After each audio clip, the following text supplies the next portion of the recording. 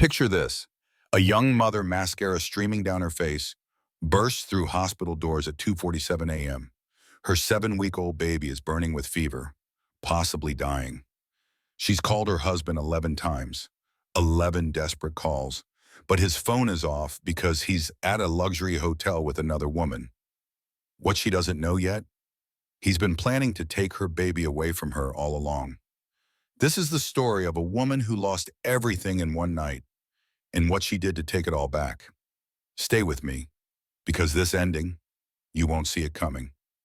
Rain hammered against the windows of Boston Memorial Hospital as grainy security footage flickered across a monitor in the administrative office. Timestamp, 2:47 in the morning. The black and white image showed a young woman bursting through the automatic emergency room doors, her body bent forward, stumbling on legs that barely held her weight. She clutched a bundle wrapped in a blue blanket against her chest, the fabric slightly too large, hastily grabbed. Nurses in scrubs rushed toward her from 3 different directions, their mouths open in shouts the silent footage couldn't capture. The woman collapsed against the reception while one hand slamming down on the counter to keep herself upright, the other still cradling the infant. Her hair hung in wet strings around her face. Mascara streaked down her cheeks in dark rivers. Her eyes were wild, the kind of terror that reaches into your chest and squeezes. The camera angle shifted. A close-up now, frozen mid-frame. You could see her mouth forming words, could see the desperate plea in every line of her face. The baby in her arms wasn't moving. Just a tiny form wrapped in hospital blankets. Too still, too quiet. The screen went black. White letters appeared, stark and clinical. 72 hours earlier. Sunlight poured through the floor-to-ceiling windows of a Beacon Hill brownstone on the kind of perfect August morning that made tourists think Boston was always this beautiful. The light caught on crystal vases, on polished hardwood floors, on the gilded frame of a wedding photo that showed a couple who looked genuinely happy. That photo was 3 years old now. The people in it didn't exist anymore. Not really. They'd been replaced by strangers who happened to share the same faces. Ryan Bennett stood before the hallway mirror, his movements practiced and precise. He adjusted his Hermes tie, a gift from a client who'd made $8 million off Ryan's investment advice. The tie cost $450.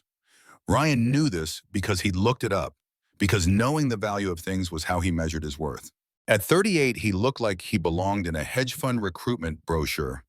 Sharp jawline that spoke of good genetics and better grooming, dark hair styled with product that cost $60 an ounce, just enough gray at the temples to suggest wisdom without age. His suit was Tom Ford, his shoes were Italian leather, and his Rolex Submariner caught the morning light like it was showing off. He looked successful, he looked powerful, he looked like a man who had everything. Behind him, visible in the mirror if he'd bothered to look, the living room told a different story. Claire Bennett sat hunched on their $8,000 leather couch, her body curved inward like she was trying to make herself smaller. She wore sweatpants from Target and an old college t-shirt with a milk stain across the front that had been there since yesterday, or maybe the day before. She couldn't remember anymore. The days blurred together in a haze of feeding schedules and diaper changes, and exhaustion so profound it felt like drowning. Dark circles shadowed her eyes, the kind that no amount of concealer could hide. Her hair, once glossy and professionally highlighted every 6 weeks, was pulled into a knot so messy it looked like it might fall apart at any moment. She was 34 but looked a decade older in that moment, worn down by weeks of sleepless nights and the slowly dawning realization that she was doing this alone. Upstairs, their 7-week-old son, Owen, wailed with the insistent cry of an infant who knew no concept of mercy or convenience or his father's important business meeting. The sound cut through the expensive brownstone like a knife, bouncing off the high ceilings and custom crown molding, a reminder that all the money in the world couldn't buy a quiet baby. Ryan checked his Rolex for the 3rd time in 5 minutes. The movement was automatic, unconscious, the gesture of a man who measured his life in billable hours and market fluctuations. He cleared his throat, the sound sharp in the quiet room. Big pitch tonight with the Dubai investors. Might be late. Claire's laugh came out hollow and brittle, like glass breaking underwater. Ryan, it's our 5th anniversary. He was already scrolling through with his phone, thumb moving in that absent gesture that had become more familiar to her than his touch. His eyes never left the screen as he spoke. Babe, I know, we'll do something special this weekend. I promise. You said that about my birthday? Her voice was quiet, defeated, the tone of someone who'd stopped expecting to be heard. And Thanksgiving, and Christmas, and Valentine's Day. Ryan looked up from his phone, irritation flickering across his features before he smoothed it away. Claire, come on. You know how important this deal is. We're talking about $100 million fund. This could set us up for life. We're already set up for life, Claire said softly. We have a $3 million brownstone. You made $2.7 million last year. How much more do we need? Ryan moved to the couch and kissed her forehead without really looking at her, the way you'd pat a dog without breaking stride. His lips barely touched her skin. This deal closes. We're set for real. Not just comfortable. We're talking private jets, vacation homes. Fuck you money. He grabbed his briefcase, the leather one that cost more than most people's monthly rent. Love you, the words came automatically, meaningless as a sneeze, empty as a promise he'd already broken 1,000 times. The door closed behind him with a heavy thud that seemed to suck the warmth from the room, leaving behind only expensive furniture and the echo of a baby crying upstairs and a woman sitting alone in a house that had stopped feeling like a home. Claire sat in the silence for a long moment, listening to Owen's cries reach a fever pitch. She could tell by the sound that he was working himself into one of his episodes, the kind where he'd scream for hours and nothing would comfort him. She should go to him. She knew she should go to him, but for just one moment, she let herself sit in the quiet of the living room and feel the weight of her loneliness. Tears slid down her cheeks, and she didn't have the energy to wipe them away. When had she become this person? This exhausted shell who sat crying on an expensive couch while her baby screamed upstairs. She used to be strong. She used to be a NICU nurse at one of the best hospitals in Boston. The person other nurses called when the really difficult cases came in. She'd saved lives. She'd held grieving parents while their babies died. She'd been competent and confident and capable. Now she couldn't remember the last time she'd showered. Now she cried over her husband forgetting their anniversary for the 4th year in a row. Now she was so tired she sometimes fell asleep sitting up, jerking awake in panic because she thought she'd dropped the baby. Owen's cries stopped abruptly, which was somehow worse than the noise. Claire forced herself to stand, her body moving through molasses, and climbed the stairs. Each step felt like a mountain. Her legs were weak. She couldn't remember if she'd eaten anything today. Maybe she'd had coffee. She thought she remembered coffee. The nursery was painted in soft shades of blue and cream, decorated with hand-painted murals of clouds and stars that had cost $3,000. Owen lay in his crib, a custom Italian design made of sustainable wood and non-toxic finishes. He'd fallen back asleep finally, his tiny fists curled near his face. So perfect, so innocent, so completely unaware that his father was a stranger who spent more time with his phone than with his family, and his mother was drowning in plain sight. Claire stood over the crib and watched her son breathe, counting each rise and fall of his tiny chest. This was what mattered, not the brownstone or Ryan's career or her shattered marriage. Just this small person who depended on her completely. She turned to head back downstairs and noticed Ryan's iPad on the hallway table. He'd forgotten it. Again. He was always forgetting things lately, his mind somewhere else, on deals and investments, and things that mattered more than his family. She picked it up, intending to take it to his office so he could grab it when he inevitably came back for it. The iPad vibrated in her hand. A text notification lit up the screen, bright and cheerful and completely oblivious to the fact that it was about to detonate a bomb in the middle of Claire's carefully maintained denial. A.S. Tonight is finally happening. I bought something special to wear. Or not wear. Claire's hands began to shake. The iPad felt suddenly heavy, dangerous, like holding a grenade with the pin pulled. Her brain tried to supply innocent explanations. AS could be anyone. Maybe a client. Maybe a colleague. Maybe someone Ryan worked with on the Dubai deal. The message could mean anything. But she knew. Deep in her gut, in that place where wives always know, even when they pretend not to, she knew exactly what this meant. Her finger hovered over the screen. Some part of her brain screamed not to look. That ignorance was survival. That knowledge was a cliff she couldn't unjump from. Once she knew for certain, she couldn't unknow it. Her marriage would be over. Not the slow death it had been dying for the past year, but actually over. Final. Irrevocable. But her finger moved anyway. Muscle memory overriding self-preservation. Unlocking the device with a soft chime that sounded obscenely cheerful.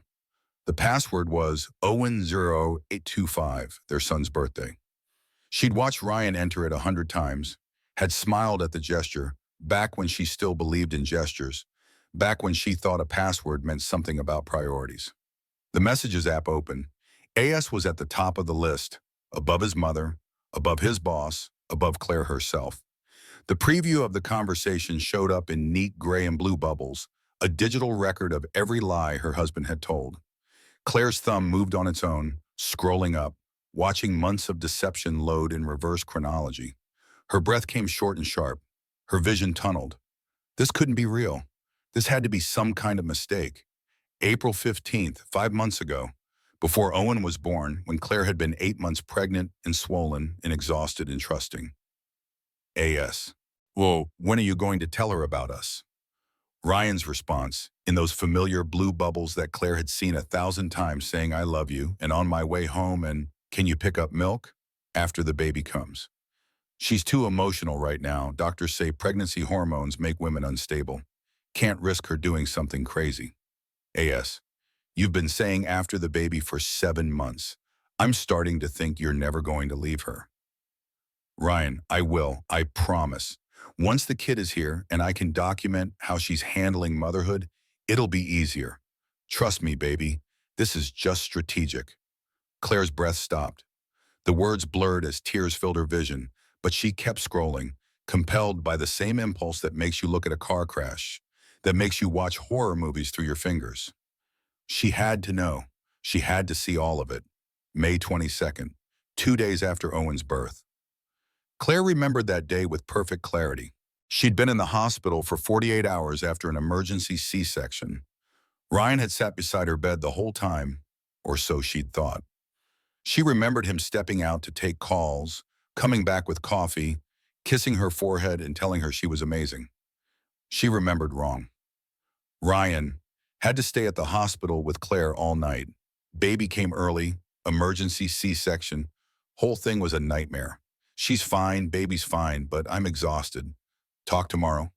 Artebes. You're exhausted? I'm the one who spent our anniversary alone while you played devoted husband. When do I get to be your priority? Ryan, soon, I swear, you're my real life. She's just the obligation. Once I document how unstable she's been since the birth, custody will be easier. My lawyer says new mothers often have mental health issues. We just need to wait for her to crack a little. Then I'll have everything I need. Claire made a sound, something between a gasp and a sob. The iPad slipped from her numb fingers and clattered on the hardwood floor. She stood frozen, her mind trying to catch up with what her eyes had just shown her. This wasn't just an affair. This wasn't just a man making a mistake, giving in to temptation, having a moment of weakness. This was a plan, calculated, premeditated, cold. He'd been plotting to leave her, to take Owen, to paint her as an unstable mother who couldn't be trusted. He'd been weaponizing her exhaustion, her postpartum struggles, the normal difficulties of new motherhood. Building a case, gathering evidence. Her husband was trying to destroy her. How long had she been standing there? Seconds, minutes, hours? Time felt strange, elastic. Owen started crying again upstairs, pulling her back to reality. She bent and picked up the iPad with trembling hands. Her nursing training kicked in, the clinical part of her brain that had been trained to function during crises. Document everything. Evidence. You need evidence. She opened her phone camera and began photographing the messages. Her hands steadied as she worked, the shock crystallizing into something cold and clear, like ice forming on a winter lake. Every text, every sick manipulation, every calculated cruelty. The screenshots piled up in her camera roll, a digital record of betrayal. She found more.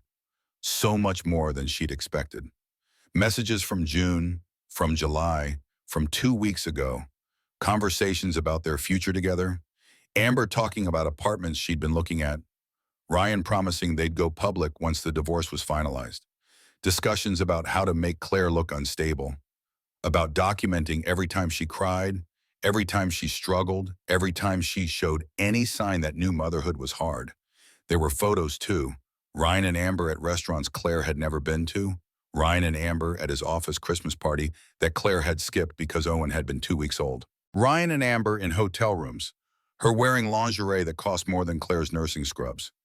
One text from just last week, June 30th, stop Claire cold. Yes, A.S. I love you. I want a real life with you. Not this half-life where I'm your secret. Ryan, soon, baby. Trust me. She's barely holding it together as it is.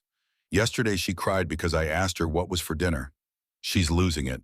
Another month, maybe 2, and we'll have everything we need. Then you and me, baby. Real life. Our life. Claire's vision swam.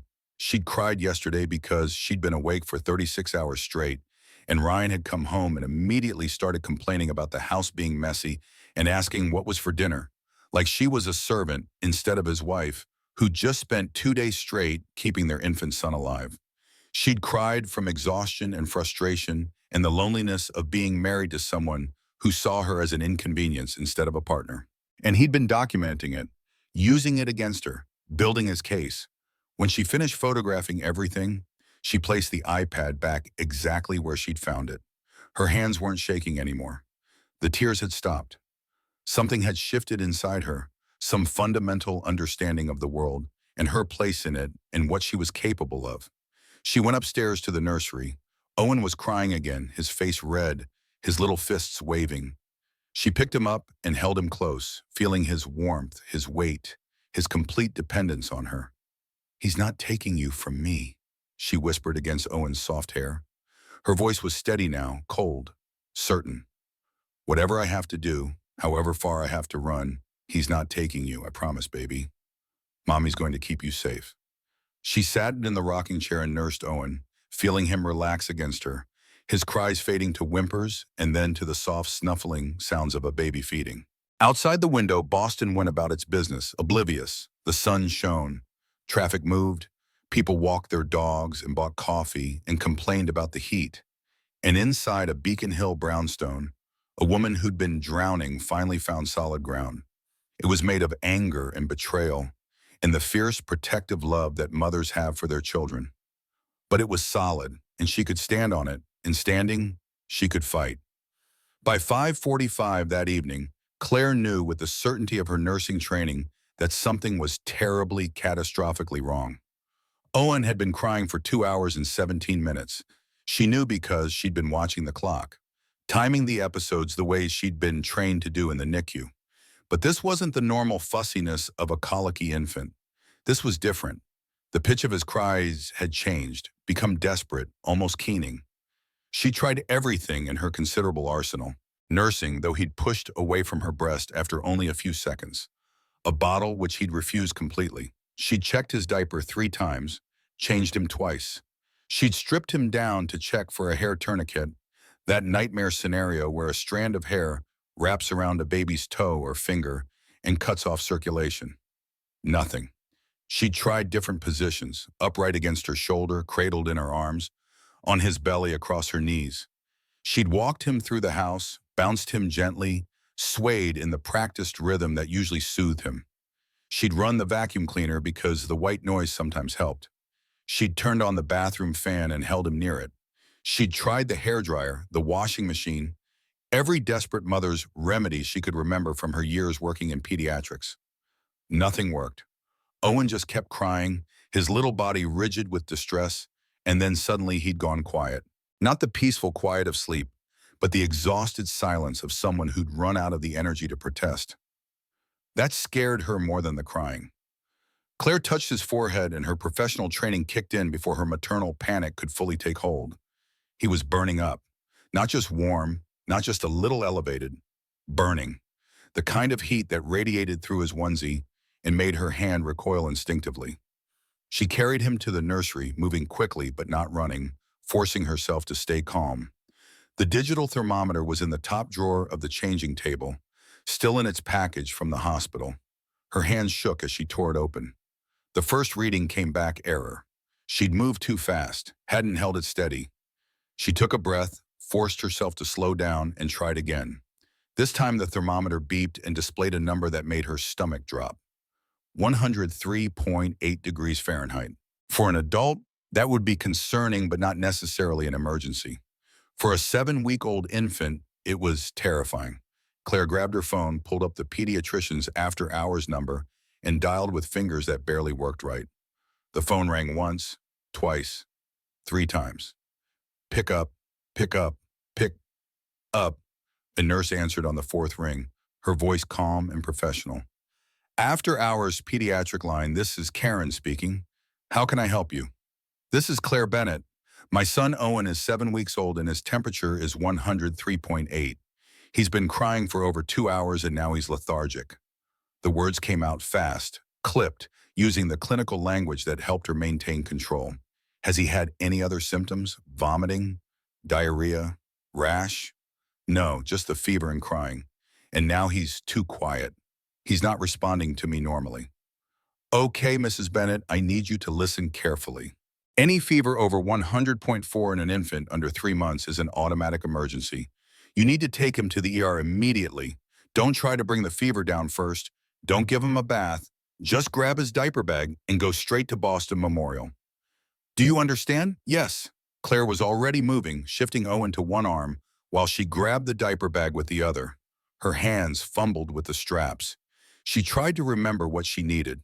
Diapers, formula, his insurance card, his medical records folder, an extra blanket because hospitals were always cold. Her phone rang, still tucked against her shoulder. She didn't recognize the number but answered anyway. Hello? But it wasn't the hospital calling back. It was an automated reminder about Owen's upcoming 2-month checkup. She hung up and immediately called Ryan, straight to voicemail. His recorded voice, confident and professional. You've reached Ryan Bennett at Blackstone Capital. Leave a message and I'll return your call. Claire's voice shook as she spoke to the recording. Ryan, Owen has a high fever. I'm taking him to the ER. Call me back. Please. She grabbed her purse, her keys, tried to remember if there was anything else she needed. Her brain felt slow, sluggish with fear. She'd been a NICU nurse for 6 years. She'd handled hundreds of sick babies, but this was her baby, her son, and all her training felt useless in the face of maternal terror. She called Ryan again as she buckled Owen into his car seat. The baby was frighteningly limp, his eyes half closed, not even protesting the straps. Voicemail again. Ryan, it's me again. His temperature is 103.8. I'm driving to Boston Memorial right now. Please call me back. Her voice broke on the last word. By 7:15, Owen's temperature had climbed to 104.5.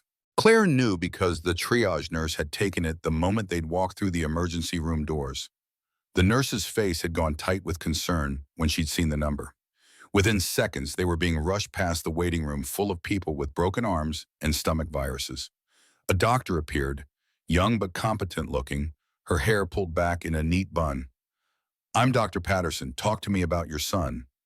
Claire's voice came out steadier than she felt. Owen Bennett, 7 weeks old, born at term, no complications. Temperature started climbing around 5:30.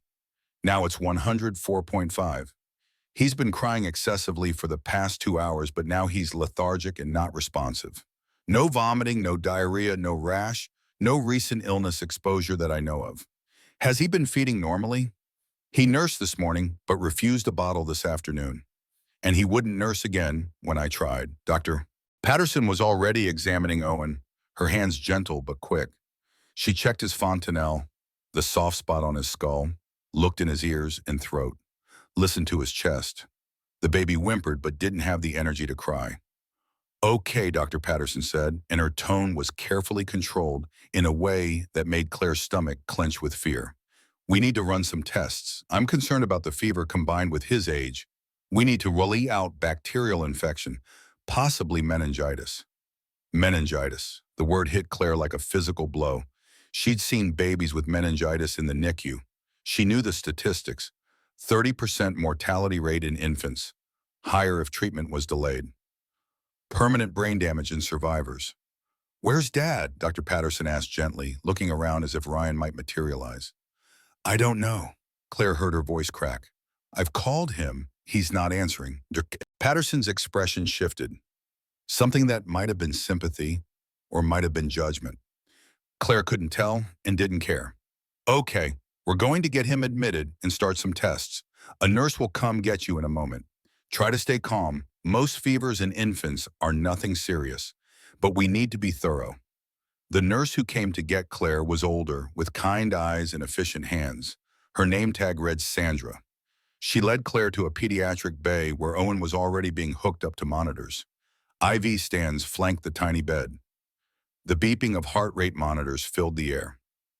"We need to do a lumbar puncture," Sandra explained. "A spinal tap to check the spinal fluid for infection. It's standard procedure for high fevers in newborns." Claire nodded. She knew this. She'd assisted with dozens of lumbar punctures during her years in the NICU, but knowing what was coming didn't make it easier to watch them wheel her son away behind a curtain. "You can wait here," Sandra said.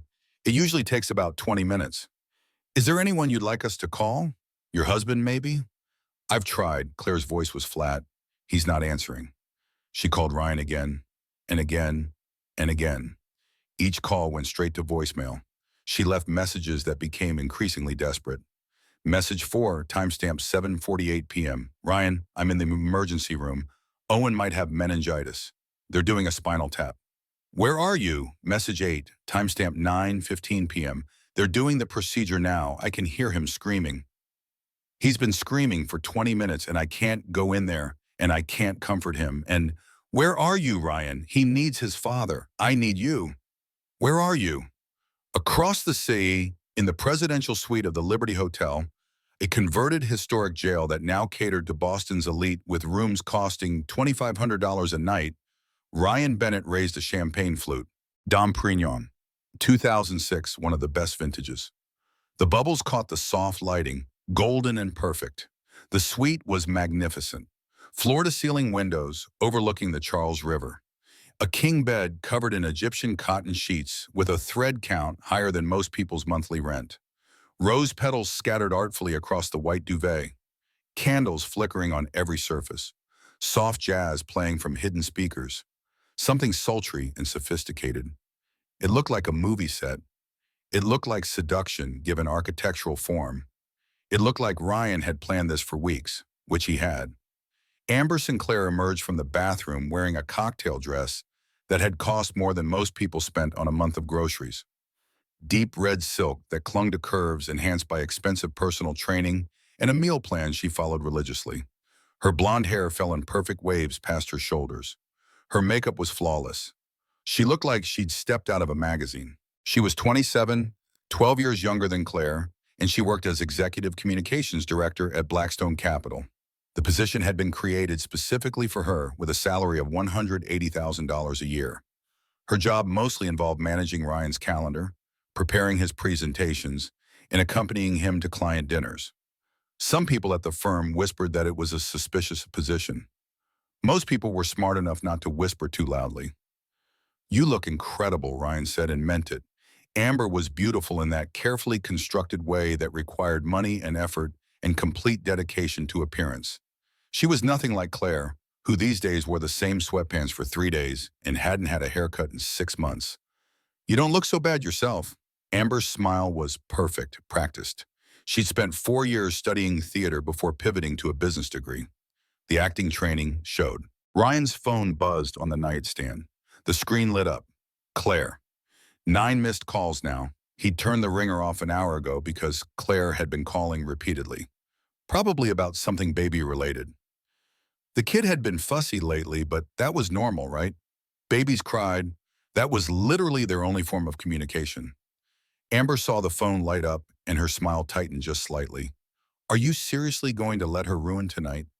Ryan looked at his phone, then at Amber. He felt a flicker of something. Concern?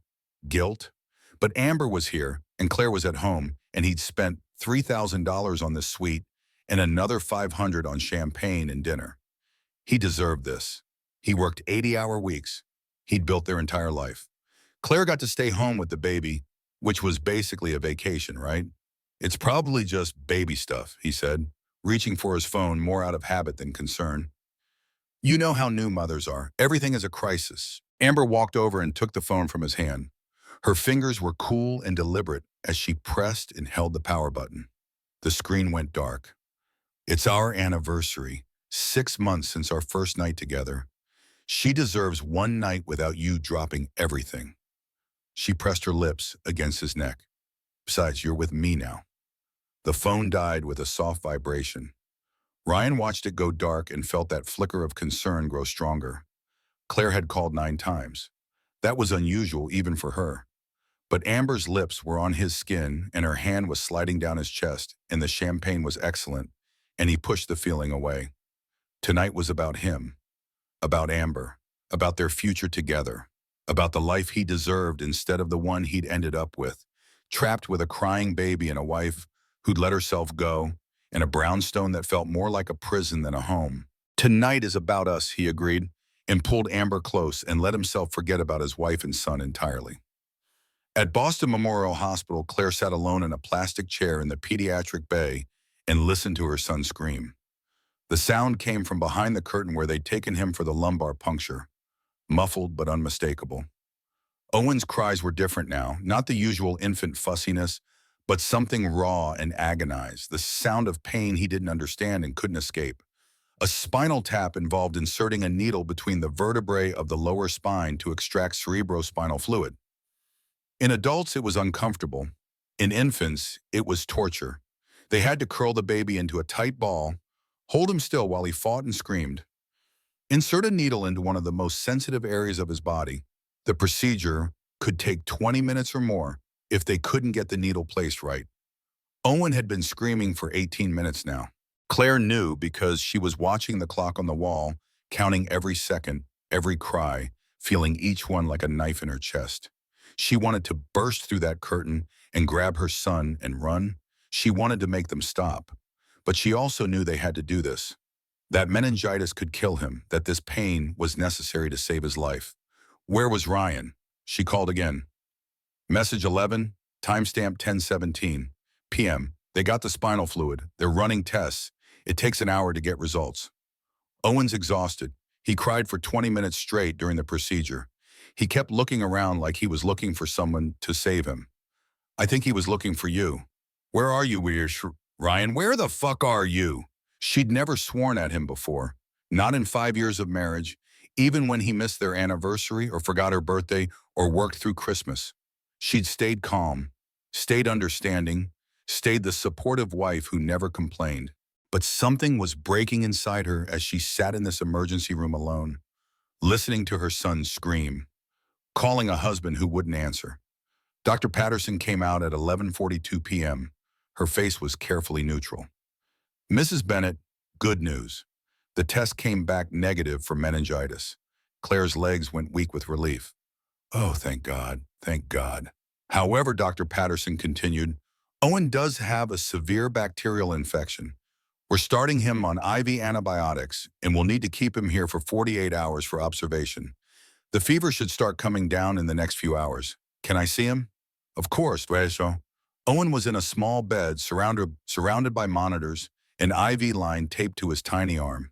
He looked so small, so fragile, so completely helpless. His eyes were open but unfocused, exhausted beyond the capacity to cry anymore. When Claire touched his hand, his fingers didn't curl around hers the way they usually did. Hey, baby, she whispered. Mommy's here. You're going to be okay. She pulled up a chair and sat beside his bed, holding his hand, watching his chest rise and fall, counting each breath like a prayer. Her phone was in her other hand. She called Ryan one last time. It was 11:57 p.m. The phone rang. Once, twice, 3 times. Then voicemail. Claire's voice when she spoke was different. Not crying anymore. Not begging. Just flat, dead, emptied of everything but truth. Test came back negative for meningitis. It's just a severe bacterial infection. He'll live, but you weren't here. You weren't here when they did the spinal tap. You weren't here when I had to listen to him scream. You weren't here when they told me it might be meningitis and I thought I was going to lose him. You chose not to be here. I'll never forget that, Ryan. Never. She ended the call and turned off her phone. She didn't want to hear his excuses when he finally bothered to listen to his messages. She didn't want his apologies.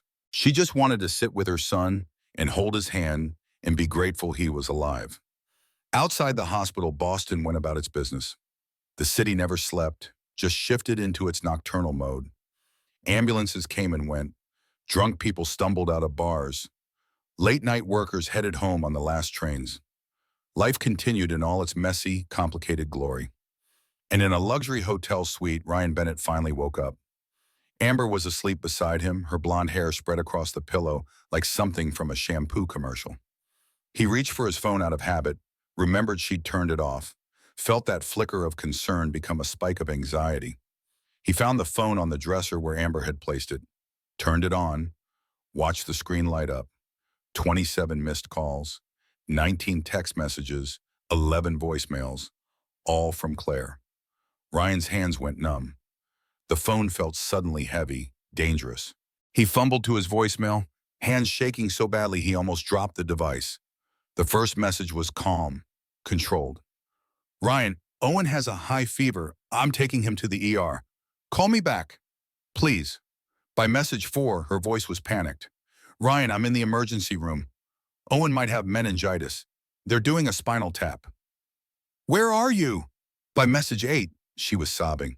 They're doing the procedure now. I can hear him screaming. He's been screaming for 20 minutes and I can't go in there and I can't comfort him. And where are you, Ryan? He needs his father. I need you. Where are you? The messages continued, each one more desperate than the last, each one a knife twisting deeper into Ryan's chest. He could hear her voice breaking, could hear the terror and exhaustion and loneliness, could hear the moment she realized he wasn't coming. The final message was the worst because her voice had gone flat, emotionless, dead. Tests came back negative for meningitis. It's just a severe bacterial infection. He'll live, but you weren't here. You weren't here when they did the spinal tap. You weren't here when I had to listen to him scream. You weren't here when they told me it might be meningitis and I thought I was going to lose him. You chose not to be here. I'll never forget that, Ryan. Never.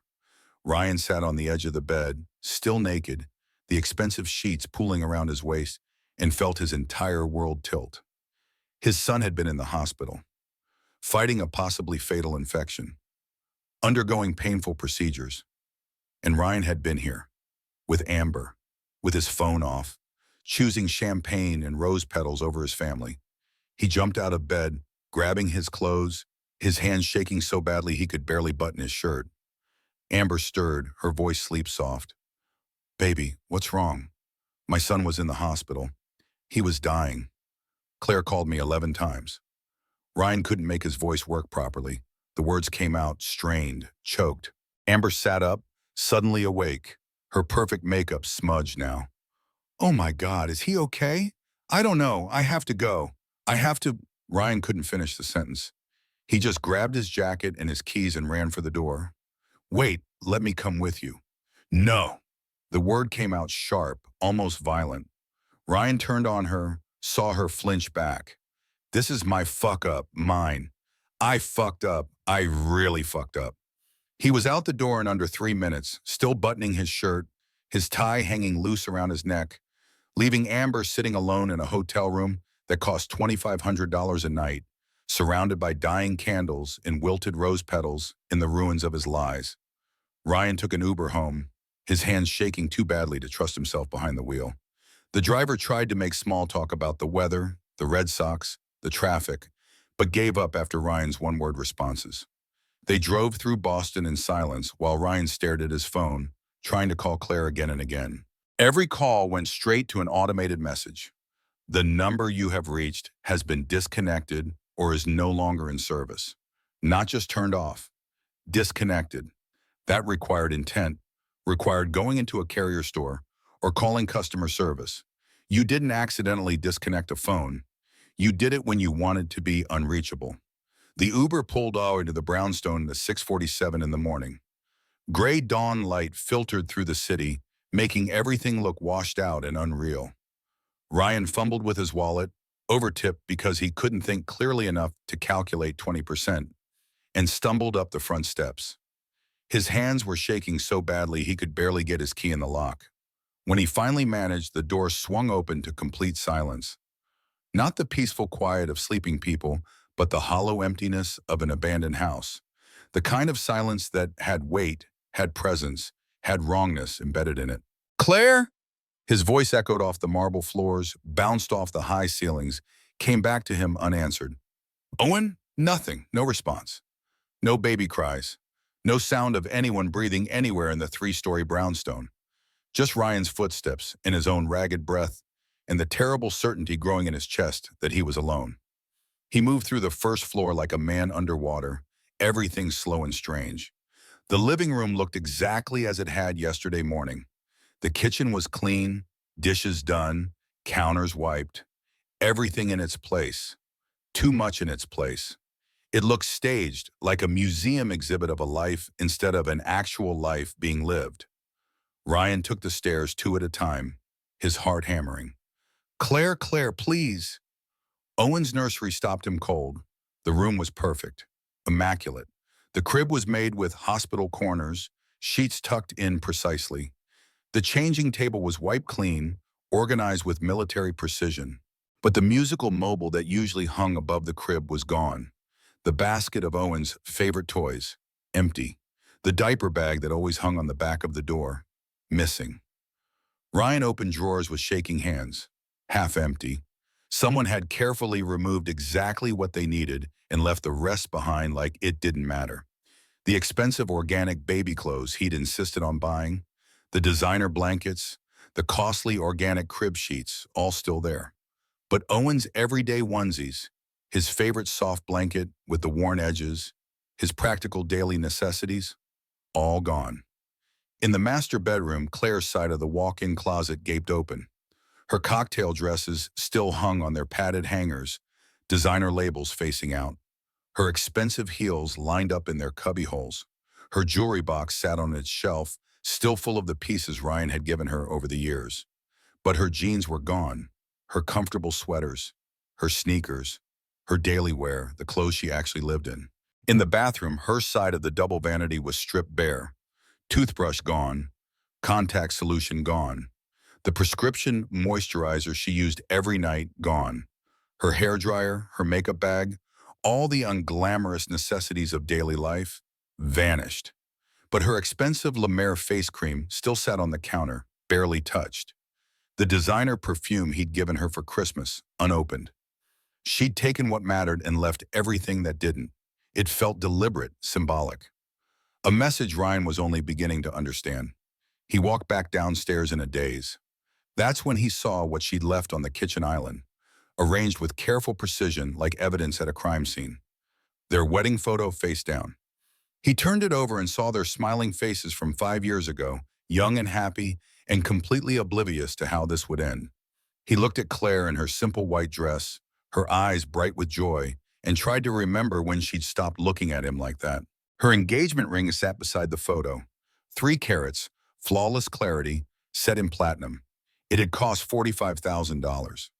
Ryan had been so proud when he'd bought it, had felt like a real man, a provider, someone who could give his woman the best. Now it sat on the marble counter like an accusation, catching the morning light, mocking him with its value. Her wedding band lay next to the engagement ring, simple yellow gold, engraved inside with their initials and wedding date. She'd worn it every day for 5 years. He'd never seen her without it, until now. And stuck to the Sub-Zero refrigerator, a single yellow Post-it note, the kind of mundane object that shouldn't carry weight but somehow did. 3 words written in Claire's neat handwriting. You made your choice. Ryan grabbed his phone with shaking hands and called Claire's cell. The automated message played again, mechanical and merciless. The number you have reached has been disconnected or is no longer in service. He called her sister Jessica next, his fingers fumbling with the contacts list. Jessica answered on the first ring, which meant she'd been waiting for his call. Her voice was ice and acid. I don't know who this is, but Ryan Bennett can go fuck himself. Jess, please. Ryan hated how his voice cracked. I need to know where Claire is. I need to know Owen's okay. She called me from the hospital at 3 in the morning. Jessica's voice shook with rage. Alone. Her baby almost died and you were nowhere. You don't get to ask for anything ever again. I made a mistake. Let me talk to her. A mistake? You turned off your phone while your infant son was having a spinal tap. That's not a mistake. That's a choice. You chose your mistress over your family and now you get to live with that choice. I didn't know. You didn't know because you didn't answer. Jessica was shouting now. She called you 11 times, Ryan. 11. Do you know what that sounds like? Desperation. Terror. My sister, who is one of the strongest people I know, was breaking, and you couldn't be bothered to pick up the phone. Where is she? Please, Jess, I just need to know they're safe. She doesn't want to talk to you. She doesn't want to see you. If I knew where she was, I wouldn't tell you. But I don't. She said it's safer that way, that you couldn't manipulate what I didn't know. What? Why would she think I'd manipulate? Because she found your texts. Jessica's voice went quiet, which was somehow worse than the shouting. She found everything. The affair, the planning, the way you were building a case to paint her as unstable. She knows, Ryan. She knows you were trying to take Owen from her. So she took him first, and she made damn sure you couldn't find them. The line went dead. Ryan stood in his kitchen, the morning sun illuminating dust motes in the air, and felt the full weight of what he'd done settling onto his shoulders. Claire knew. About Amber. About his plans. About everything. She'd found his text somehow, and she'd known exactly what he was doing, and she'd planned this. This wasn't a panicked flight. This was strategic, calculated. She'd outsmarted him. He tried Claire's parents next. Her mother, Margaret, answered, crying. How could you? How could you do this to our daughter? Where is she? I need to know Owen's okay. Her father, Bill, took the phone. His voice was cold, flat, final. You lost the right to ask about our grandson when you turned off your phone. Don't call here again. The line went dead. Ryan sank onto one of their expensive kitchen bar stools and tried to think. Who would Claire turn to? She didn't have many friends in Boston. She'd moved here for him when they got married, left her life in Providence behind. Her college roommates were scattered across the country. Her nursing school friends had drifted away after Owen was born because she'd stopped returning their calls, too exhausted for socializing. But someone had helped her. You couldn't disappear this completely, this quickly, without help. Someone had coached her on disconnecting her phone, on avoiding digital footprints, on vanishing without a trace. His phone exploded with notifications. Not calls, worse. Social media alerts. Facebook, Instagram, Twitter, all going off simultaneously like bombs detonating. Ryan opened Facebook with a sense of dread, and his blood turned to ice. Jessica had posted 7 minutes ago. The photo showed Claire in a hospital chair. Mascara streaked down her face like she'd been crying for hours. Her eyes were red-rimmed, her face pale with exhaustion and terror. She was holding Owen, who had an oxygen mask over his tiny face. Monitors surrounded them. The timestamp on the hospital whiteboard visible in the background read 2:47 a.m.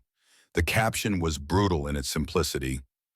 This is my sister at 3 a.m. last night.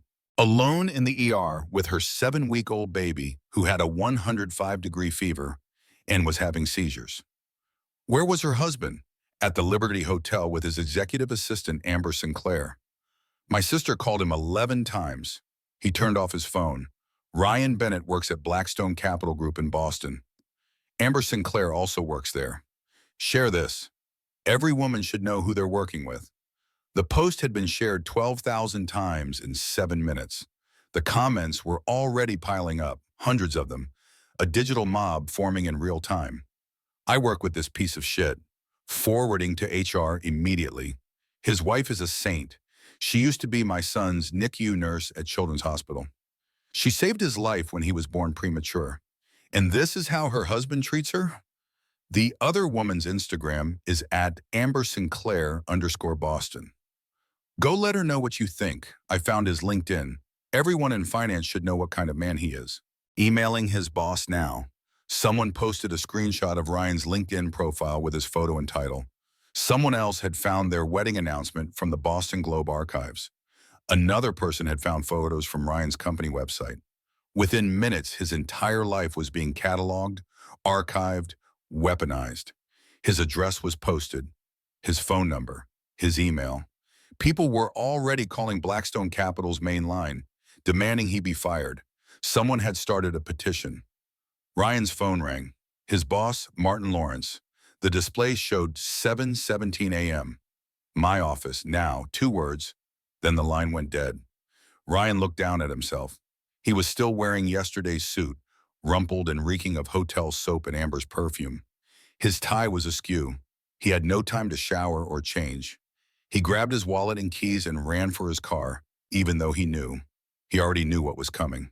Blackstone Capital's headquarters occupied 3 floors of a glass tower in the financial district. The building was designed to impress clients, all soaring ceilings and marble floors and views of Boston Harbor that cost extra. Ryan had walked through these halls like he owned them for the past 6 years. He'd closed deals here, built relationships, made millions for the firm and for himself. Now the receptionist wouldn't meet his eyes. Martin's assistant showed him into the corner office without a word, without her usual friendly greeting, like he'd become contaminated overnight. Martin stood by the floor-to-ceiling windows, looking out at the harbor. He was 52, graying at the temples, wearing a suit that cost more than a used car. He'd mentored Ryan, had championed him for promotion, had trusted him with high-profile clients. He didn't turn around when Ryan entered, just kept looking out at the water like the view was more interesting than this conversation. "The board wants you gone." Ryan opened his mouth, but nothing came out. He'd expected this, but hearing it spoken aloud made it real in a way that anticipation hadn't. Martin finally turned around. His face was carefully neutral, the expression of someone who'd practiced this conversation. "Your mistress works here. You put the firm at liability for a sexual harassment lawsuit. The optics are destroying us. We're trending on Twitter. I've had 17 clients call this morning. 17, before 8 a.m. You know what they're saying? They're saying they don't want to do business with a firm that employs men who abandon their dying infants for affairs. I can explain." Martin held up a hand. "I don't want to hear it. I don't care. Your personal life became the firm's problem the moment that photo hit Facebook. We're a private equity firm, Ryan. Our entire business model is based on trust. Clients trust us with their money because they believe we make good decisions. You've just demonstrated catastrophically poor judgment. I'll take a leave of absence. Let this blow over." "It's not going to blow over." Martin's voice was flat. "You're being terminated, effective immediately. HR will discuss your severance. You have 15 minutes to clean out your desk, and then security will escort you from the building. Don't make a scene. We'll spin this as mutual separation. Say you're pursuing other opportunities. But we're done here." Ryan felt the floor tilt beneath him. This was his career, everything he'd built. "You can't just watch me." Martin picked up his desk phone. "Security to 42, please. Mr. Bennett is leaving." Ryan walked out of Martin Lawrence's office for the last time at 7:53 in the morning, carrying a cardboard box with his personal effects. The entire floor had gone quiet, everyone pretending to work while watching him from the corners of their eyes. The walk to the elevator felt like a perp walk, like everyone could see his shame branded across his forehead. In the elevator, his reflection in the polished doors showed a man who looked 10 years older than he had yesterday. His hair was disheveled, his eyes were bloodshot, his expensive suit looked slept in and wrong. He looked like exactly what he was, a man whose life was falling apart in real time. A photographer was waiting in the lobby. Someone had tipped off the press. The flash went off as Ryan walked out carrying his box of belongings. That photo would be on TMZ by noon, on the Boston Globe website by 1, on every major news outlet by evening. Ryan Bennett, disgraced hedge fund manager, caught in affair while infant son hospitalized. His phone rang as he stood on the sidewalk, lost and directionless. His mother. Patricia Bennett's voice was cold in a way Ryan had never heard before. "Tell me Jessica Morgan is lying." Ryan couldn't speak. His throat had closed up completely. Ryan Christopher Bennett, his mother using his full name, the way she had when he was a child caught in some misdeed. Tell me you did not abandon your wife and newborn son for some girl. Mom, it's complicated. It's not complicated. Patricia's voice cracked. You're just like your father. When I was in labor with you, 23 hours of labor, he was at a strip club with his colleagues. I defended you to Claire's parents at Owen's baptism. Margaret asked me if I thought you were really ready to be a father. I told her you were a good man. I told her you'd learn from your father's mistakes. I was wrong. Mom, please. I'm ashamed of you. She was crying now. I raised you better than this. Your father was a terrible husband, but at least he was never cruel enough to let me think he'd changed. You made Claire believe she had a partner. You let her think she was building a life with someone who cared. And then you destroyed her. Where is she? Do you know where she went? Even if I did, I wouldn't tell you. Patricia's voice went cold again. You're no longer welcome at the family compound. Don't contact me again. You've broken my heart and you've disgraced our name. I need time to process what my son has become. The line went dead. A text from his father, Christopher Bennett Sr., arrived 30 seconds later. You're no longer welcome at the family compound in Nantucket. Don't contact your mother again. You've broken her heart. I knew you'd turn out like me. I'd hoped you'd be better. I was wrong.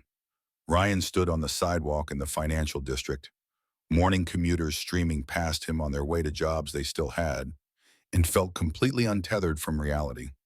Yesterday he'd had a career, a family, a future. Now he had a cardboard box full of desk tchotchkes and a viral photo that would follow him for the rest of his life. His phone rang again. Amber. He almost didn't answer, but some sick part of him needed to hear her voice, needed the validation that at least one person didn't hate him. Amber was hysterical. People are sending me death threats. They found my apartment. Someone threw eggs at my car. There's a reporter in my lobby. Amber, I can't deal with this right now. This is your fault. Her voice went shrill. You said she was stable. You said she'd just be sad and move on. You said we'd be together and it would be fine. My son almost died, and my life is being destroyed. I lost my job. They fired me an hour ago. Someone posted my address online. I have to move now. Do you know how much moving costs? Ryan felt something snap inside of him. Good. You made me turn off my phone. Oh, so now it's my fault? Amber's laugh was bitter, ugly. You're pathetic. You know that? You're a pathetic, weak man who blamed everyone else for his choices. I didn't turn off your phone. You did. You chose to leave it off. You chose to stay. This is all on you, and I'm done. We're done. Don't ever contact me again. She hung up. Ryan sank onto a bench in Post Office Square, surrounded by morning joggers and people walking their dogs, and everyone living their normal lives while his imploded. He sat there holding his cardboard box and his dead phone and watched the world continue without him. His phone buzzed with a new voicemail from a number he didn't recognize. He listened with the last dregs of hope, thinking maybe it was Claire, maybe she'd call from a different number to tell him where she was. Mr. Bennett, this is Detective Frank Torres. I'm a private investigator specializing in missing persons cases. I understand you're looking for someone. Call me back and we'll discuss my rates. Ryan called back immediately. This was something. This was action. This was better than sitting on a bench watching his life burn down around him. Frank Torres had an office above a bakery in the North End. The smell of fresh cannoli drifted up through the floorboards, sweet and cloying. He was 55, built like a boxer, gone slightly soft around the middle, with sharp eyes that had seen too much, and a handshake that was firm without being aggressive. Tell me about your wife, Frank said, pouring coffee from a pot that looked older than Ryan. The mug he handed over was chipped but clean. Any history of mental illness? Instability? Drug use? Affairs? Ryan shook his head, feeling sick at the implications. No. She's the most stable person I know. She was a NICU nurse at Children's Hospital for 6 years. One of the best. Patients requested her specifically. She's meticulous, organized, calm under pressure. Any family she'd run to? Friends? Her parents hate me now. Her sister posted that thing on Facebook. Ryan's voice cracked. I don't know who her friends are anymore. She's been home with the baby, and I worked long hours, and I just assumed she was fine. Frank raised an eyebrow. You don't know your wife's friends? I stopped paying attention. The admission hurt coming out. I thought she was okay. She never complained. She never asked for help. I thought that meant she didn't need any. Frank made notes in a worn leather notebook, his handwriting surprisingly neat. Give me 24 hours. I'll see what I can find. My retainer is $5,000. I charge $200 an hour plus expenses. If you want me to find your wife and son, it's going to cost you, whatever it takes. Ryan pulled out his credit card, praying it wouldn't be declined. Just find them, please. Frank Torres called Ryan at 9:37 the next morning. Ryan hadn't slept. He'd spent the night in his empty brownstone, sitting in Owen's nursery, staring at the empty crib, thinking about all the moments he'd missed. Owen's first smile, his first laugh, the way he'd started tracking objects with his eyes. Ryan had been there physically for some of those moments, but not really present, always checking his phone, always thinking about work or Amber or anything, except the small human whose life depended on him. Now that small human was gone, and Ryan would give anything to have those moments back. Mr. Bennett, Frank's voice was carefully neutral. I found something interesting. Your wife withdrew $15,000 cash from a personal savings account you didn't know she had. Ryan sat up. What? We have joint accounts. I thought we shared everything. The account was opened 2 years ago, in her maiden name, Claire Morgan. She's been depositing small amounts, 200 here, 300 there, for 24 months. Nothing large enough to trigger alerts or raise questions, but it added up. She's been planning an exit strategy for a long time. 2 years. Before Owen was born. Before Amber. Ryan felt sick. She was planning to leave me before any of this happened? Or planning to have options if she needed them, Frank corrected. There's a difference between planning to leave and planning to be able to leave. A lot of women do this. It's called an escape fund.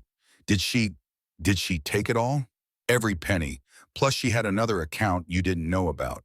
Investment account, another $32,000, also in her maiden name. She liquidated it 3 days ago. So she has roughly $47,000 cash that you can't trace. Ryan ran both hands through his hair. What else? South Station bus terminal. Security footage shows a woman matching Claire's description with an infant carrier at 8:47 a.m. yesterday morning, about 2 hours after you came home. She was wearing sunglasses and a baseball cap, but the body language matches. She went to the ticket counter. Where was she going? That's where it gets interesting. Frank's voice held a note of professional admiration. She bought a ticket to Portland, Maine, paid cash. Then she walked toward the buses, stood in line with the other Portland passengers. Cameras show her waiting at gate 7, but when the Portland bus started boarding, she walked right past it, went out the side exit, got into a silver Honda Accord that was waiting. License plate was obscured by mud. She used the bus ticket as a decoy. Exactly. She wanted it to look like she went to Portland. Classic misdirection. Amateur investigators, even some professionals, would have stopped there. But I ran facial recognition on every camera angle. She walked out the east exit at 9:04 a.m. and got in that Honda. It drove north on I-95. Who was driving? Working on it. But the car is registered to a Thomas Morrison. 63 years old, lives in Kennebunkport, Maine. Retired family law attorney. Ring any bells? Ryan searched his memory. Claire's godfather. I met him once at our wedding. Distinguished-looking guy, silver hair. He gave a toast about how he'd known Claire since she was born. Frank was quiet for a beat. Your wife's godfather is a retired family law attorney. That's not good news for you, Mr. Bennett. Why not? Because it means she has access to someone who knows exactly how to help her disappear legally. Someone who knows the system inside and out. Someone who probably has connections with other attorneys, judges, court officials. If he's helping her, she's not just running scared. She's building a case. Ryan felt his stomach drop. A case for what? Custody, divorce, protection orders. Frank's voice was matter of fact. You have a wife who's a trained medical professional, which makes her credible. You have a newborn who was hospitalized while you were unreachable. You have documented evidence of an affair with a subordinate employee. You have a viral social media post painting you as a negligent father. And now you have Retired family law attorney with 40 years of experience helping your wife disappear. Mr. Bennett, you're not in a missing persons situation. You're in a legal ambush. Ryan stood up pacing his kitchen. I need to find her. I need to explain. Explain what? Frank interrupted. That you didn't mean to turn off your phone? That it was a misunderstanding? Mr. Bennett, I'm going to be blunt with you. I've been doing this work for 30 years. I've seen a lot of husbands try to find wives who've left them. The ones who succeed aren't the ones trying to explain. They're the ones trying to make amends. And even then, most don't succeed. I just want to see my son. Ryan's voice broke. I just want to know he's okay. Then you need a lawyer. A good one, because this isn't about finding them anymore. This is about what happens when they decide to resurface. And they will resurface, probably with divorce papers and a custody petition. The question is whether you'll be ready. Find them anyway, Ryan said. Please, I need to know where they are. Frank sighed. I'll keep looking. But Mr. Bennett, even if I find them, you can't just show up. That would look like stalking, possibly be grounds for a restraining order. You need to do this through legal channels. Just find them, Ryan repeated. He hung up and immediately Googled family law attorneys in Boston. The search returned thousands of results. He refined it. Best custody lawyer, Boston. Still hundreds. He refined again. Ruthless custody attorney never loses. One name kept appearing in the results and in the comment sections of legal forums. Diane Caraway, 64 years old. Steel gray hair, eyes like a shark. Never lost a custody case in 40 years of practice. $950 an hour. Minimum retainer, $50,000. Ryan called her office, made an appointment for that afternoon. Then he sat in his kitchen and tried to figure out how to pay for a lawyer when his savings were nearly depleted, his credit cards were maxed, and he'd just lost his job. He'd get the money somehow. He'd mortgage the brownstone if he had to. He'd sell everything he owned. Because Frank was right. This wasn't about finding Claire anymore. This was about war. And Ryan needed to win. Diane Caraway's office overlooked Boston Harbor from the 40th floor of a glass tower that seemed designed to intimidate. The view was spectacular. All glittering water and sailboats, and the kind of beauty that cost extra. Her reception area looked like something from Architectural Digest. Leather furniture, abstract art that probably cost more than most cars, and a receptionist who looked like she moonlighted as a runway model. Ms. Caraway will see you now, the receptionist said after making Ryan wait exactly 22 minutes. A power play. Ryan recognized it from his own business negotiations. Make them wait just long enough to know you're important. Not so long they leave. Diane Caraway looked exactly like her photos. Steel gray hair, cut in a severe bob. A charcoal suit that probably cost $5,000. Minimal jewelry except for a Cartier watch that cost more than a semester of college tuition. She was 64 but looked 50, the kind of preservation that came from expensive procedures and good genetics and absolute self-discipline. She gestured to the chair across from her desk without standing.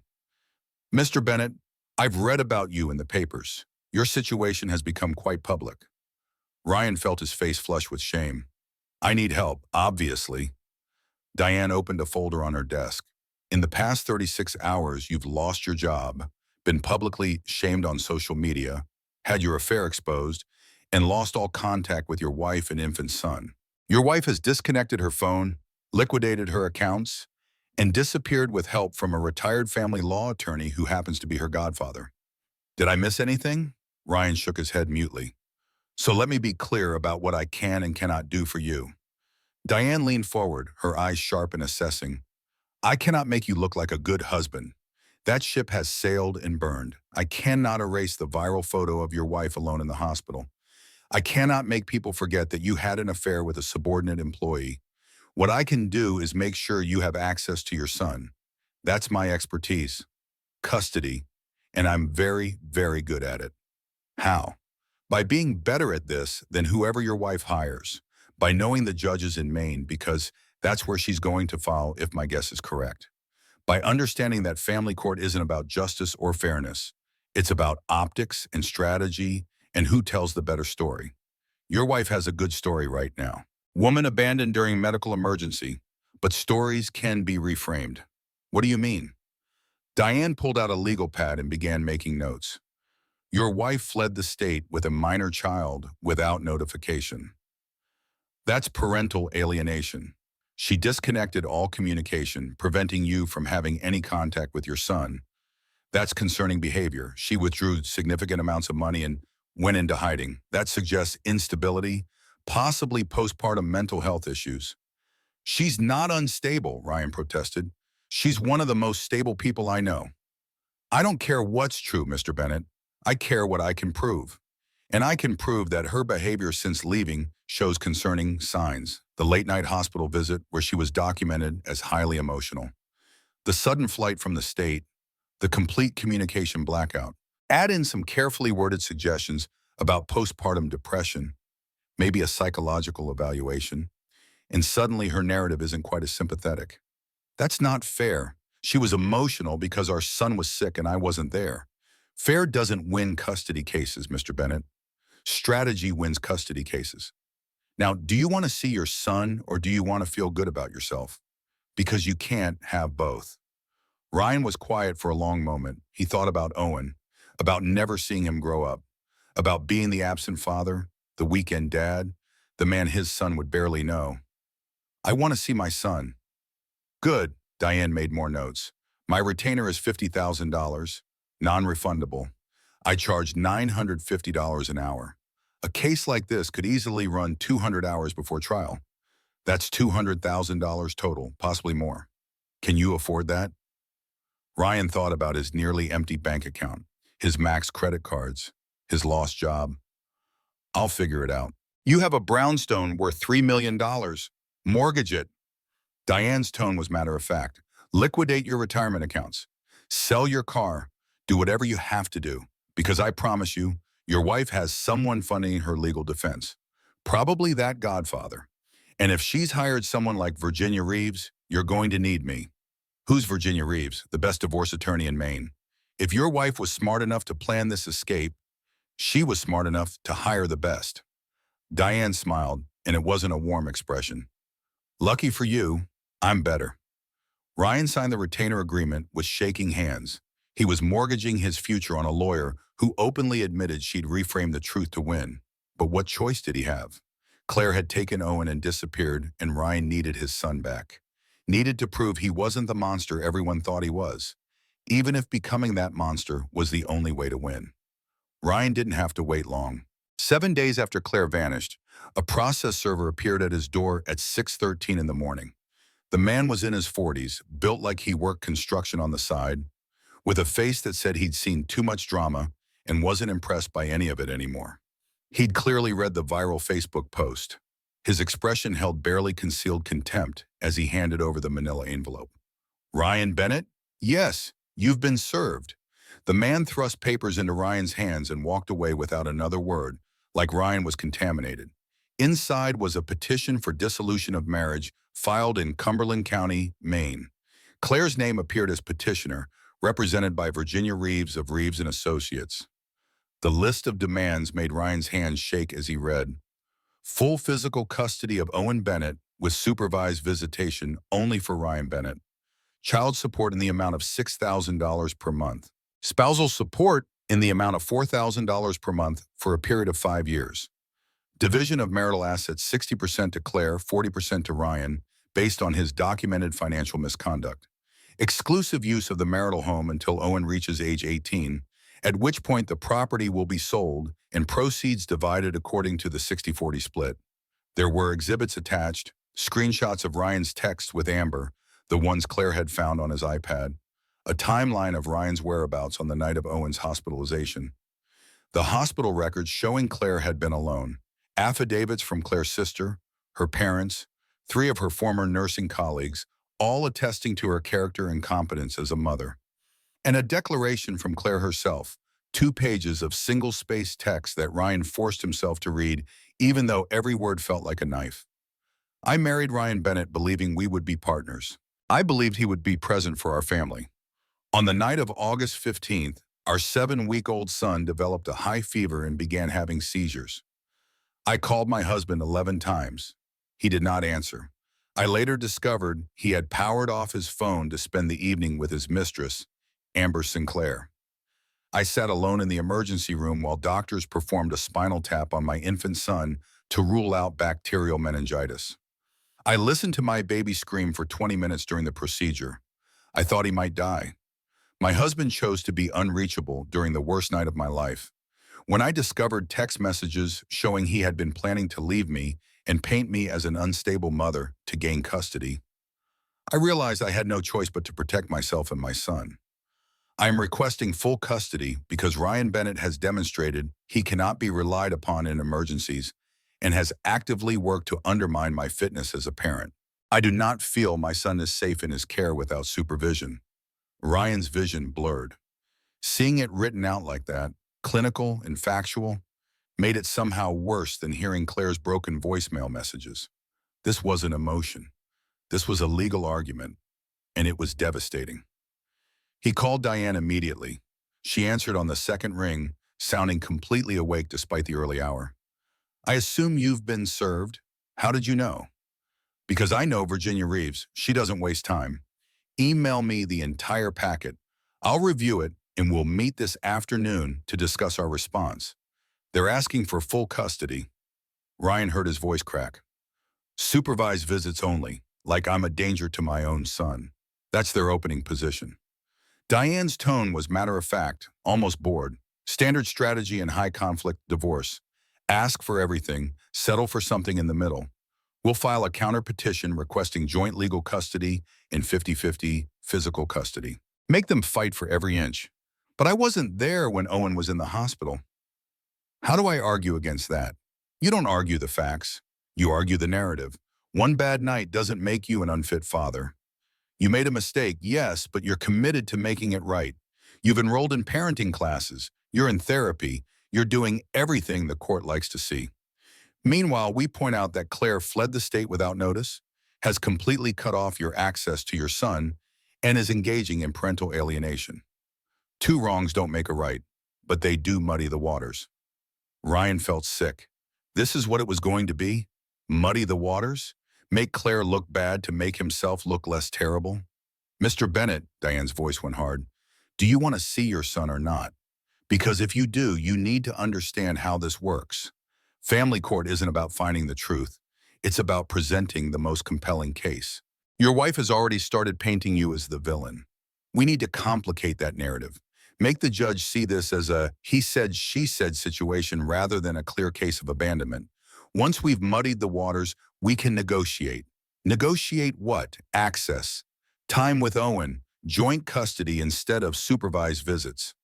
Diane paused. Mr. Bennett, let me be very clear. You are not going to look good at the end of this. That's not an option anymore. The best we can hope for is that you don't look so bad that you lose all access to your son. Do you understand? Ryan understood. He understood that he'd destroyed his marriage so thoroughly that even winning would look like losing. But he didn't have a choice, I understand. Good. Diane's tone shifted to brisk and businesslike. We have 30 days to file our response. I'll draft a counter-petition and file an emergency motion for temporary custody arrangements. We'll request joint legal custody and a schedule of supervised visitation with the goal of working toward unsupervised. The judge will likely order temporary arrangements pending a full trial. That trial will probably be scheduled for October, maybe November if the court's backlog is bad.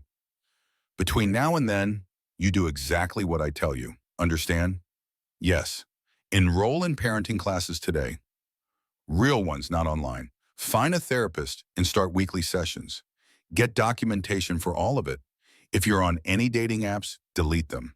If you're still in contact with Amber Sinclair, stop immediately. Your life between now and trial is work, therapy, parenting classes, and preparing for court. Nothing else. No social media, no dating, no going out drinking with friends. You are going to be the model of a reformed man trying to do better. Can you do that? Yes, Ryan said, and meant it. He'd do whatever it took. But even as he agreed, a small voice in the back of his mind whispered that maybe it was too late. Maybe some mistakes couldn't be fixed, only managed. Maybe he'd lost Claire and Owen the moment he'd watched Amber power off his phone and hadn't stopped her. Maybe he deserved to lose. Diane filed the counter petition 3 days later. The emergency motion requested temporary joint legal custody and supervised visitation every Saturday from 10 a.m. to 4 p.m. at a court-approved facility. She also filed a motion requesting psychological evaluations for both parties, arguing that if Ryan's mental fitness was being questioned, Claire's should be too. The first hearing was scheduled for September 15th in Cumberland County Courthouse in Portland, Maine. Ryan made the drive up the night before, staying in a budget motel because his credit cards were nearly maxed.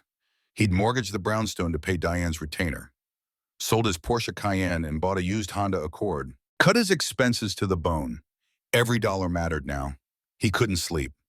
Just lay in the motel bed staring at the ceiling, listening to traffic outside and thinking about Claire.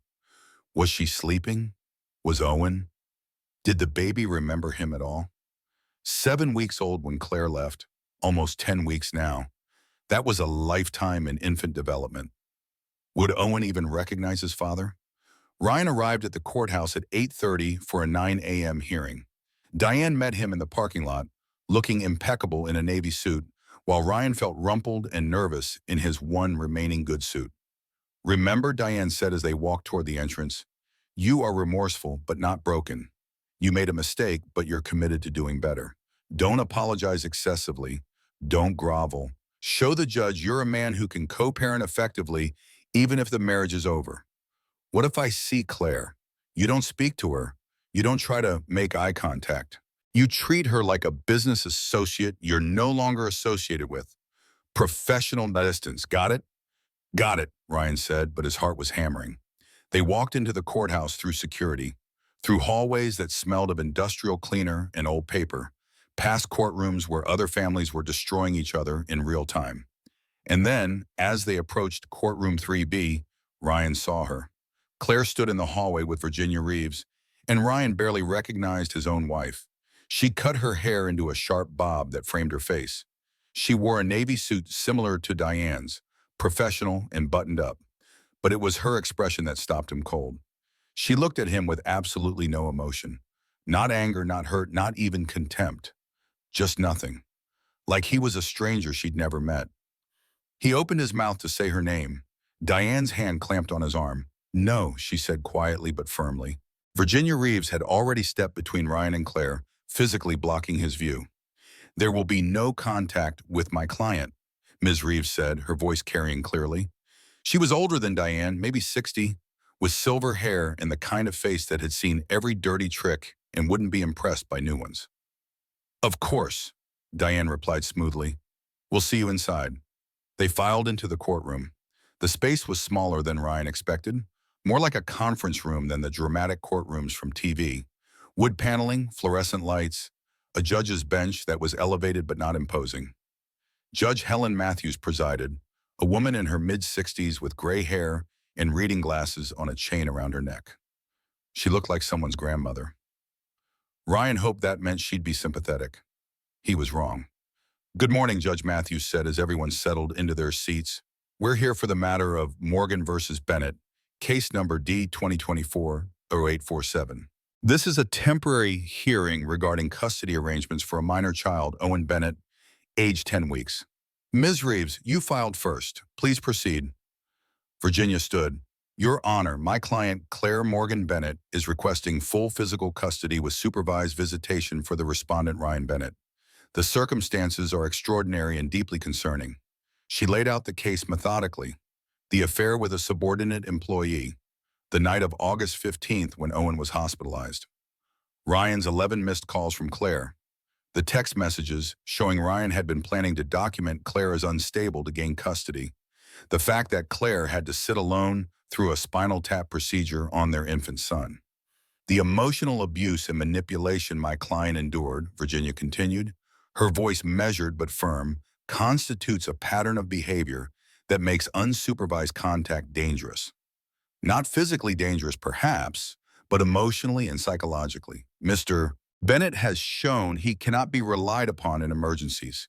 He has shown he will manipulate and undermine my client's parenting. We are requesting supervised visitation as a protective measure for both mother and child." Diane stood. "Your Honor, Ms. Reeves is painting a dramatic picture, but the facts are more nuanced. Mr. Bennett made a mistake, a serious mistake, yes. But one bad night does not make a man an unfit father. Mr. Bennett has immediately taken steps to address his shortcomings. He's enrolled in parenting classes. He's attending weekly therapy. He's doing everything the court likes to see from someone committed to improvement. Virginia interrupted. He's doing those things after being caught, Your Honor, after his wife left him. That's not genuine change. That's damage control. Ms. Reeves, Judge Matthews said mildly, let counsel finish. Diane continued. Furthermore, Your Honor, we're concerned about Mrs. Bennett's behavior since leaving the marital home. She fled the state without notification. She disconnected all communication, preventing Mr. Bennett from having any contact with his son. She's hiding in an undisclosed location with help from family members. This is parental alienation, pure and simple. We believe both parties should undergo psychological evaluation to determine their fitness for various custody arrangements. Judge Matthews looked over her reading glasses at both attorneys. I've reviewed the filings. I've looked at the text messages, the hospital records, the timeline of events, and I'm going to say something both of you probably won't like. This is a mess. She let that hang in the air for a moment. Mr. Bennett, you made catastrophically poor choices. Turning off your phone while your infant son was hospitalized is indefensible. The court is deeply troubled by that behavior. However, Ms. Morgan, fleeing the state and cutting off all contact is also concerning, regardless of your reasons. Judge Matthews shuffles papers. Here's what we're going to do. I'm ordering temporary joint legal custody. That means both parents have equal say in major decisions regarding Owen's health, education, and welfare. I'm granting Mrs. Morgan primary physical custody pending the full trial. Mr. Bennett will have supervised visitation every Saturday from 10 a.m. to 4 p.m. at the Family Connection Center in Portland. Both parties will undergo psychological evaluation by court-appointed professionals. We'll reconvene on October 15th for a full custody trial. Any questions? Ryan felt a surge of hope. He'd get to see Owen every Saturday. It wasn't much, but it was something. It was a start. Claire, he noticed, looked like she'd been slapped. Virginia was whispering urgently in her ear, but Claire just shook her head. Court adjourned, Judge Matthews said and stood. Outside the courthouse, Diane was pleased. That went better than expected. Joint legal custody is good.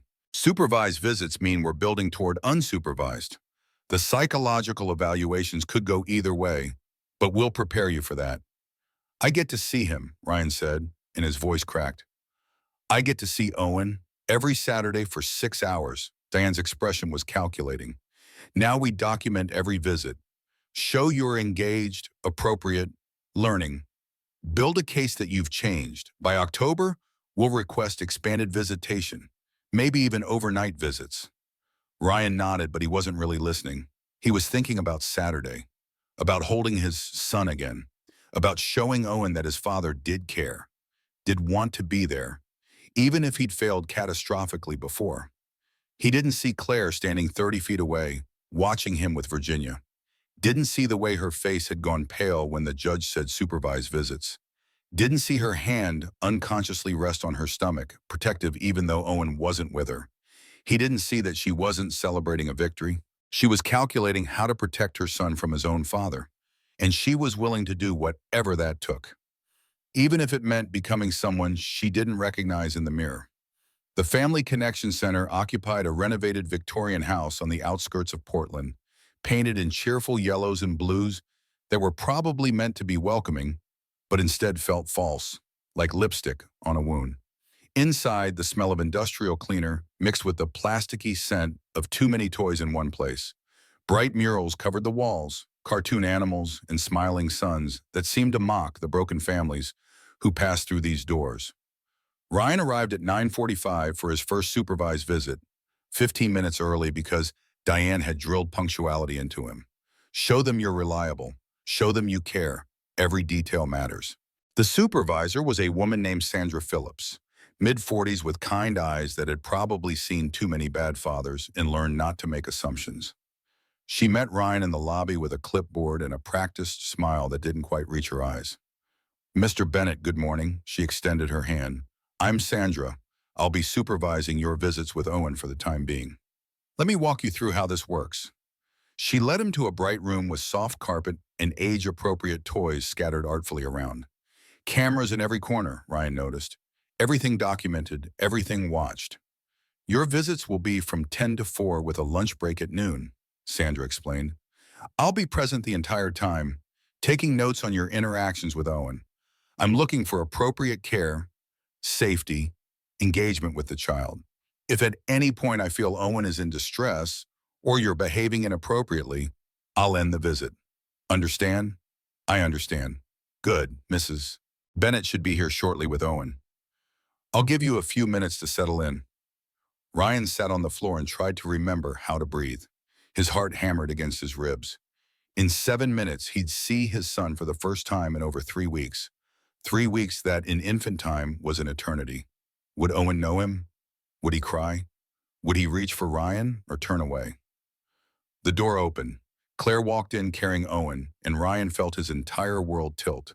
His son was bigger, noticeably bigger. His face had filled out, lost that newborn scrunch. His eyes tracked movement now, alert and aware. He looked healthy, thriving. Nothing like the sick baby Ryan had last seen in hospital monitors. Claire's face was a mask. She handed Owen to Sandra without looking at Ryan, turned and walked out. Mom will be back at 4, Sandra said to Owen in that bright voice adults used with babies. You're going to spend the day with your dad. Ryan reached out, heart in his throat, as Sandra carefully transferred Owen into his arms. Hey, buddy, he whispered. It's Daddy. I'm so sorry. I'm so sorry. Owen stared at him with solemn, dark blue eyes. Then his little face scrunched up and he started to cry. That's normal, Sandra said quickly, making notes on her clipboard. Stranger anxiety starts around this age. Just hold him gently, talk to him softly. He'll settle. Ryan bounced Owen gently the way he vaguely remembered from those first weeks after birth. The baby kept crying, not the desperate wail of a sick infant, but the insistent fussiness of one who wanted his mother and couldn't understand why she wasn't there. It took 20 minutes for Owen to calm down. By then, Ryan's shirt was soaked with tears and drool, and he felt like he'd run a marathon. But Owen was breathing evenly now, looking around the room with cautious interest. That's better, Sandra made more notes. Good job staying calm. Why don't you try some tummy time with him? The visit passed in a blur. Ryan tried to remember all the things Claire used to do. Tummy time. Reading board books in exaggerated voices. Singing songs he half remembered from his own childhood. Playing peekaboo, which made Owen laugh. And that laugh hit Ryan like a physical thing. Beautiful and heartbreaking all at once. Sandra's notes were constant. Father appears attentive, maintains appropriate boundaries, responds to infant cues, engages in age-appropriate play. Child seems comfortable after initial distress. At 4 p.m., Claire returned. This time Ryan tried to catch her eye, but she looked through him like he was glass. Took Owen from Sandra with whispered thanks and left without a word. How did it go? Diane asked when Ryan called her from the parking lot. Good, I think. He cried at first, but then he was okay. We played, I read him books. Sandra seemed satisfied. Excellent. Keep doing exactly that. Show up early, engage fully, follow all Sandra's directions. We need her reports to be glowing. Ryan drove back to Boston feeling emptier than he had in weeks. 6 hours with his son after 3 weeks apart. 6 hours supervised, documented, reduced to bullet points in Sandra's notes. This was his life now. This was what he'd reduced his family to. But at least it was something. At least he'd held Owen. At least his son had stopped crying and laughed at his silly faces. It was a foundation. He could build on a foundation. He didn't know that the foundation was already crumbling beneath his feet. Week 2, 3, 4. Ryan showed up early every Saturday, brought age-appropriate toys, learned Owen's schedule and preferences. The baby liked to be bounced, not rocked, preferred his bottle slightly warm, got fussy around 2 p.m. unless he had a nap. Ryan learned all of this, cataloged it, became fluent in his son's needs in a way he'd never bothered to before. Sandra's notes reflected his improvement. Father is punctual and prepared, demonstrates knowledge of child's schedule. Child appears comfortable and happy during visits. Relationship is developing appropriately. Then came week 5. Ryan noticed something was off immediately. Owen was fussy when Claire dropped him off, crying harder than usual. She handed him over with that same blank expression, but Ryan thought he saw something flicker in her eyes. Concern or satisfaction? Owen cried through the first hour. Nothing Ryan did helped. He tried the bouncing Owen liked, tried different toys, tried singing the songs that usually worked. The baby just kept crying, his little face red with distress. Maybe he's hungry, Sandra suggested, checking her notes. Mom said he had a bottle at 8, but it's almost 11 now. Ryan prepared a bottle from the pre-made formula Claire had packed in the diaper bag. 4 ounces, warmed in the bottle warmer the center provided. Owen took it but seemed dissatisfied, drinking only 2 ounces before pushing it away and crying again. Did he take his morning nap? Ryan asked Sandra. She checked her notes. Mom said he slept from 9 to 10, so he shouldn't be tired yet. The crying continued. By the time Claire came to pick up Owen at 4, Ryan was exhausted and worried. Sandra pulled Claire aside for a quick conversation that Ryan couldn't hear. He saw Claire nod, saw her concerned expression as she took Owen. That night, Ryan got a call from Diane. We have a problem. Sandra noted that Owen was excessively fussy during today's visit and didn't finish his bottle. Nothing alarming yet, but it's creating a pattern in the documentation. A pattern? You've had 4 good visits. Today was difficult. If the next few visits follow the same pattern, it starts to look like Owen is unsettled in your care. Do you see the problem? Ryan saw it. He saw it very clearly, but I didn't do anything wrong. He was fussy when Claire dropped him off. Doesn't matter. What matters is what Sandra documents. Diane paused. Mr. Bennett, I need to ask you something, and I need you to be honest. Are you doing anything during these visits that might upset Owen? Anything at all? No, I swear, I follow his schedule. I do everything Sandra suggests. I don't know why he was so upset today.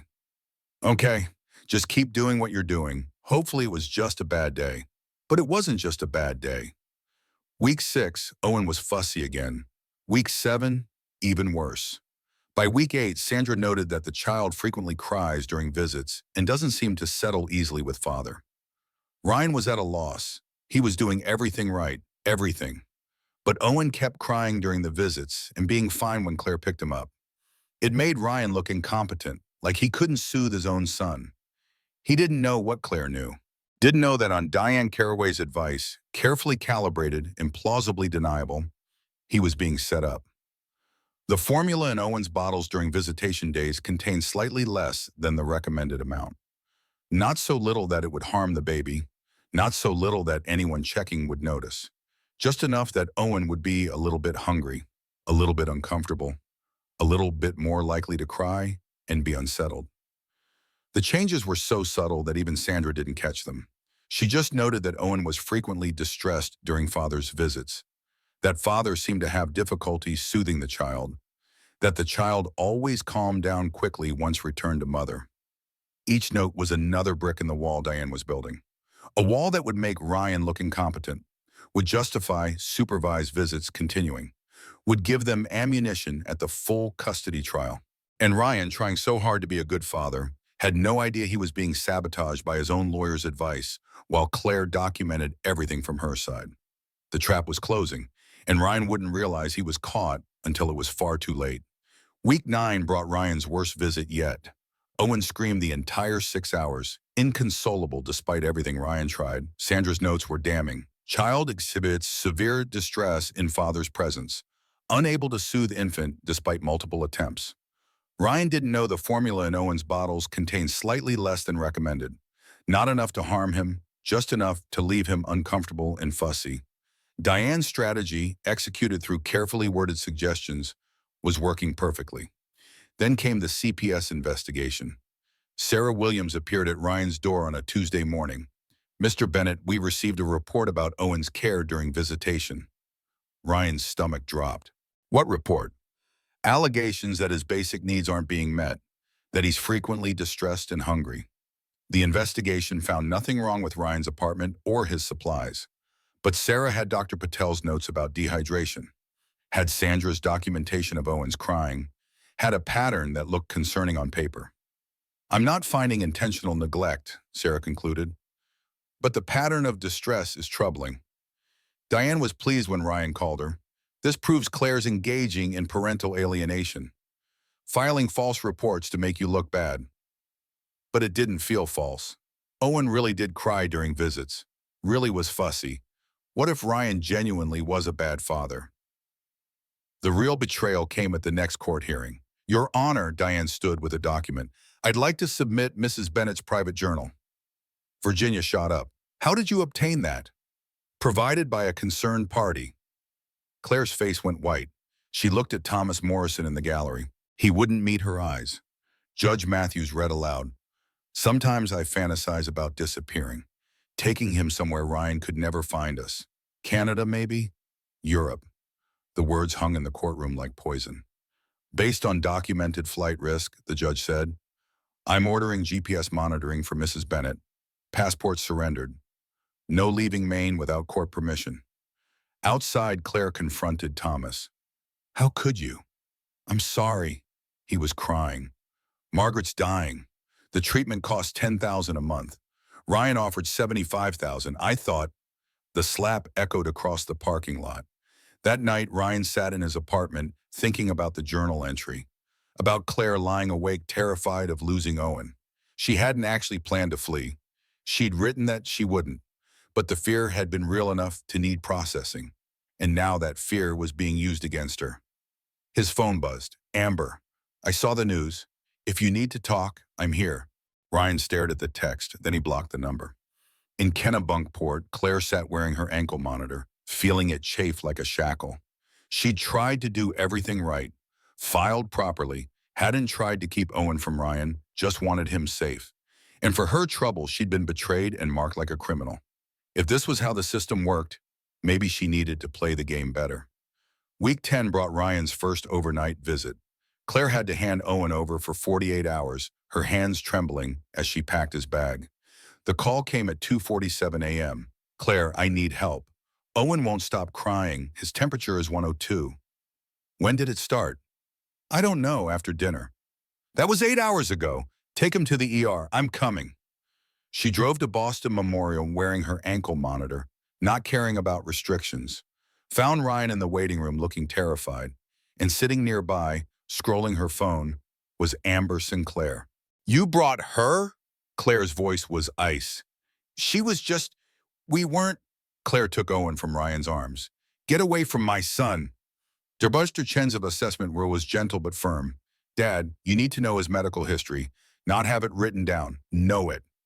Outside, as the sun rose, Ryan broke down completely. I don't know what I'm doing. Wanting isn't enough, Claire said. You have to do it. Ryan was crying. Diane told me if I looked like the committed father, I'd win. I did everything for optics, but last night, I realized I don't deserve him. You're right, Claire said quietly, but he deserves a father who tries. 3 days later, Virginia called. Ryan's dropping his overnight petition. He's offering you primary custody, supervised visits building to unsupervised, $5,000 monthly child support. What's the catch?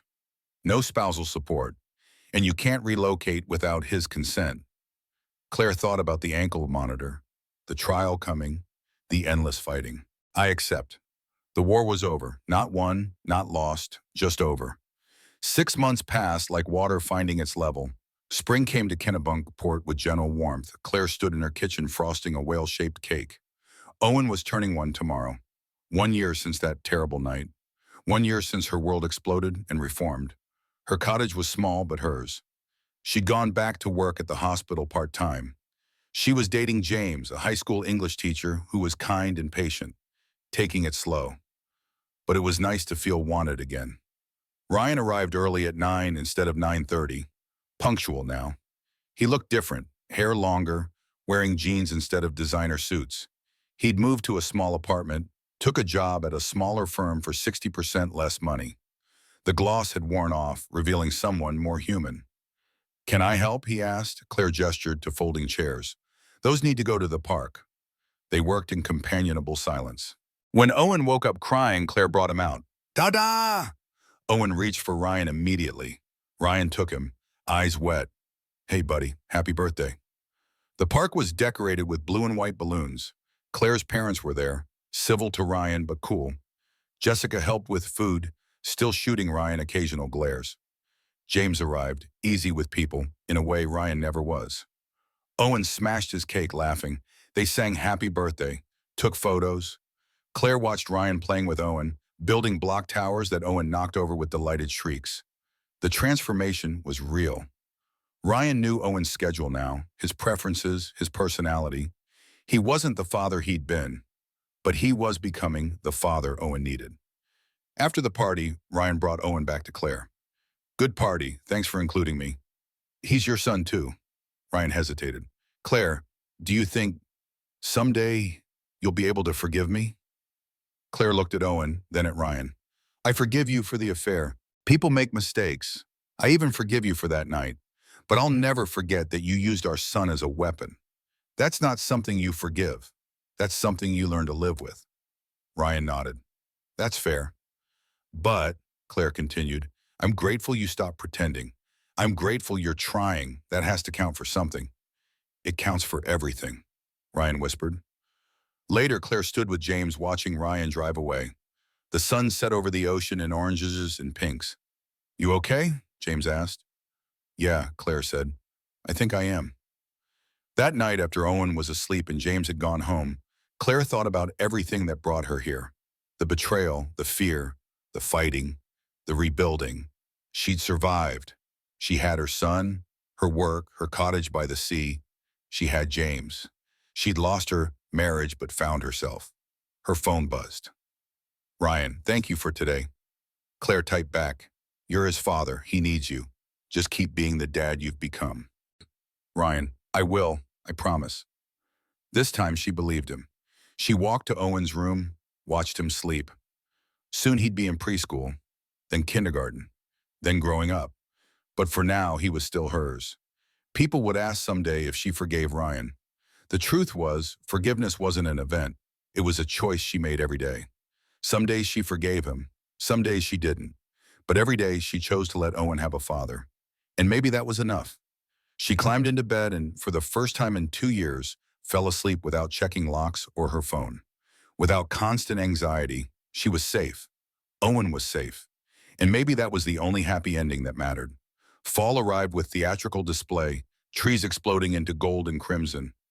Owen was 15 months old, walking confidently, learning new words daily. His personality emerged, stubborn, joyful, endlessly curious. Claire sat outside the Family Connection Center, watching Ryan play with Owen. Supervised visits had ended 2 months ago after Ryan completed his program. Now he had unsupervised visits twice weekly, 4 hours each. She didn't have to watch anymore, but some part of her still needed to verify Owen was safe. Through the window, Ryan built block towers patiently. When Owen knocked them down, Ryan laughed and rebuilt. No frustration, no phone checking, just presence. Virginia Reeves appeared at her car window. Stalking your ex? Claire rolled down the window, making sure Owen's okay. He's fine. Ryan's doing well. Virginia paused. Can we talk? They walked to a bench overlooking the ocean. I wanted to check how you're really doing, Virginia said. Not the brave face, the truth. Claire watched the waves. I'm angry, still, all the time, at Ryan, at Thomas, at myself for not seeing it sooner. You were being a good wife. That doesn't make his choices your fault. I keep wondering if I'd been different. More like Amber. Stop, Virginia interrupted. You just had a baby. You were exhausted because you were parenting alone. None of that justified what Ryan did. I know intellectually, but emotionally, you're human. That's going to hurt a long time. But you survived. You protected your son. That takes incredible strength. Inside, Ryan noticed Claire's car still there. He understood. She was vigilant. Wouldn't let Owen slip through cracks the way Ryan had let everything slip away. Owen played with a toy truck. Da-da! Watch! I'm watching, buddy. The presents came easier now. Ryan had learned through therapy that he'd been emotionally absent long before that night at the Liberty Hotel. He'd been chasing success like it could fill emptiness inside him. His therapist had been blunt. You treated your family like boxes to check. Wife, check. Baby, check. House, check. But you never engaged with them as people. Now he was learning. Every visit was practice being fully present. Not thinking about work. not planning next moves, just being with his son. After the visit, Ryan carried Owen to Claire's car. Good visit. He's getting so fast. Claire took Owen. Ryan noticed the baby reached for both parents now. No more crying during transitions. Ryan, Claire said, can we talk? Come to the cottage Saturday afternoon. Ryan's heart raced. What time? 2, and bring your therapist's latest report. Saturday, Ryan drove to Kennebunkport, rehearsing conversations. The cottage looked different in autumn light. Claire made tea. They sat at her kitchen table. I need to say some things. For me. Just listen. Ryan nodded. That night at the hospital, something inside me broke. My sense that the world was safe, that people who promised to love you would be there. Ryan felt tears building. Then I found the texts, realized you weren't just cheating, you were building a case to destroy me. I had to accept the man I married was capable of that cruelty. Her hands shook around her cup. I hated you. God, Ryan, I hated you so much. I fantasized about you disappearing. I understand, Ryan whispered. But watching you with Owen these months, I saw real change. Not performative. Actually trying. Claire met his eyes. I don't have to forgive you, but I can acknowledge who you're becoming. I can let go of hate because holding it was destroying me. Are you forgiving me? No, I'm choosing not to let what you did define my life. I'm choosing peace over justice, but forgiveness? Maybe never. I understand. I just hope Owen can be proud of the father I became. Claire read his evaluation. This is good. Let's talk about expanding your time with Owen. Maybe overnight visits again? Slowly. They talked for an hour, negotiating boundaries, setting terms, honest in ways they hadn't been in years. As Ryan left, Claire stopped him. Thank you for doing the work. Owen deserves that. I wish you'd figured it out before everything fell apart, but at least you did eventually. Ryan drove home crying. Not despair, relief. He'd never have Claire back, but he might have something better, a real relationship with his son. And maybe that was enough. 1 year later, Owen's second birthday party was bigger, held at a Kennebunkport park. Ocean animal themed because his whale obsession had expanded. He could name them all, make their sounds with impressive accuracy. Ryan arrived on time, relaxed. He'd been promoted at his firm, not to old heights, but steady work that let him leave by 5 p.m. He'd kept up therapy after court requirements ended, kept showing up. Owen ran to him. Dada, look, fish. Ryan scooped him up. That's so cool. Is that Nemo? Yes, Nemo. Claire watched from the picnic table with James. Her parents were there, warmer to Ryan now. Jessica brought her boyfriend. The gathering was multi-generational, blended, complicated. A family that didn't look like family, but functioned like one. James squeezed her hand. You okay? Yeah, I really am. She meant it. The past year brought healing. Therapy helped. Time helped. Watching Ryan be a good father helped most. Ryan approached. Need help? Drinks need unpacking. Birthday candles are in my car. They work together. Not friends, not enemies. Allies united by love for Owen. The party was joyful chaos. Kids ran screaming. Parents chatted. Owen opened presents, more interested in wrapping paper than toys. Happy birthday to you, Fishonen, everyone sang. Owen clapped. Cake! Cake! Make a wish, buddy. Ryan lifted him to the candles. Owen just blew hard, sending spit everywhere. The crowd cheered. Claire caught Ryan's eye. They shared a real smile, acknowledging the absurdity and joy and profound relief that they'd made it here. Later, after guests left and sun was setting, Ryan helped Claire pack up. Owen played with James on swings. He's good with him, Ryan said, nodding toward James. James is wonderful, patient, kind. I'm glad Owen has that. Ryan paused. Can I ask something? Sure. Are you happy? Claire thought about her cottage, her job, her relationship, the life she'd built from ruins. I'm getting there. Some days are harder. But yeah, I think I'm happy. Good, you deserve to be. So do you. I'm working on it. Turns out happiness is harder than success. Can't just throw money at it. They finished packing. Then Ryan said, I think about that night sometimes. Wonder what would have happened if I'd answered your call. We'd probably still be married, still be miserable, Maybe we needed to fall apart to become who we're supposed to be. Maybe, but I wish it hadn't hurt you so much. Me too, but we can't change it. Only move forward. Ryan called Owen over. Say goodbye to Daddy. Bye, Dada. Love you. Love you too, little man. So much. Claire watched Ryan walk to his car, watched him wipe his eyes before getting in. He'd never have her back, but he had what mattered, a real relationship with his son. James walked over with Owen on his shoulders. Ready to head home? Yeah, let's go.